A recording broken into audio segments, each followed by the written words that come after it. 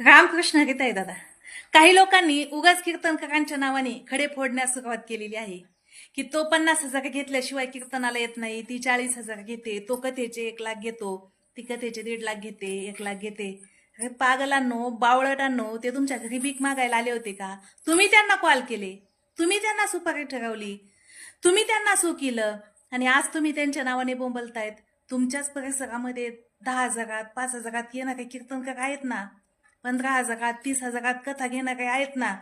मग तुम्ही त्यांच्या कथा घ्यायला सुरुवात तुम्ही केली. तुमची पोळी भाजून घ्यायची होती ना. मी साधा कीर्तनकार बोलिला होता का? 2 तासाचे 50,000 दिले. मी का साधी बाई बोलिली होती का? कथेचे 1,00,000 दिले. स्वतःचं नाव मोठं करून घेण्यामुळं, ह्या आघाऊ कृत्यामुळं कितीतरी गावचे सप्ताह बंद पडायची वेळ आली. एका कथेचे जर तुम्ही 1,00,000 दिले, एका कीर्तनकाराचे 50,000 दिले, तर पुढच्या वर्षी करणार कसा सप्ताह? हा, म्हणजे तुम्ही आगाऊ कृत्य केलं ना, आता तुम्हीच बोंबलायले.